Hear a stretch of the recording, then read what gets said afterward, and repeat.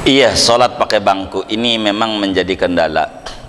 Sampai ada orang dagang katanya kursi sholat, ini rada repot.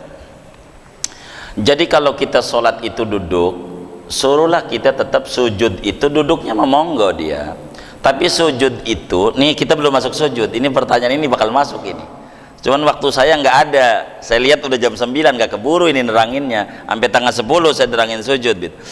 Jadi yang namanya sujud itu jidatnya kudu ditempelin.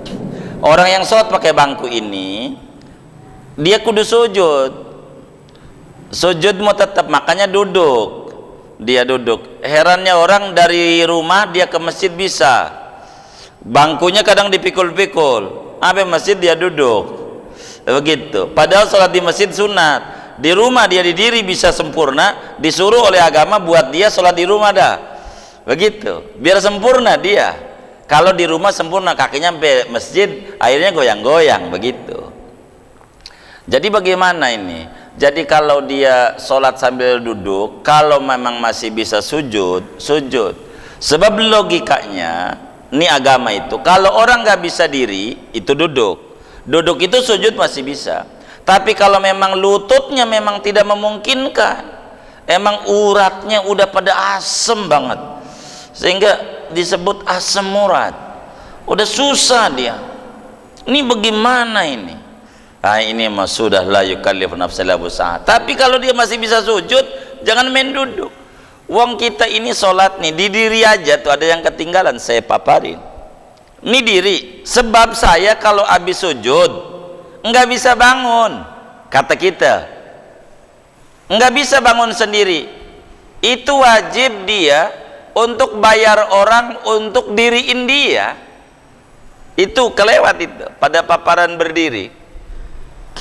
Sesudah sujud, umpamanya orang buat gratis kagak ada, pengennya dibayar, bayar itu dengan upaya yang wajar untuk dia diri.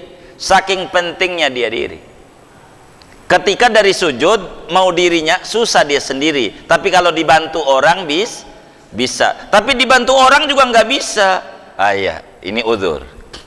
Maka kalau sampai sholatnya sambil duduk dan jidatnya ditempelin, maka dia harus diulang sholatnya kalau dia sembuh dia. Kalau dia nggak ditempelin, begitu. Sebab kudu ditempelin jidat. Dan ini makin parah kalau jidat nggak ditempelin. Sebab nempelin jidat itu di dalam hikmah sihiyah kesehatannya mengalirkan darah putih pada jidat. Jadi di sini nih ada sel saraf. Di pala kita ini ada 15 miliar sel saraf. Di pala nih, saraf itu 15 miliar. Banyak apa dikit? Dikit. Sebab satu aja nyangkut, gelarnya PA. Iya, berarti masih dikit. Satu aja nyangkut, gelarnya PA. Itu darah ini bisa dialiri kalau jidatnya ditempelin. Jadi jantung bakal nyuplai orang kepada orang yang jidatnya sering nempel di tanah dan jarang kena darah tinggi kalau sering ditempelin dan sujudnya benar.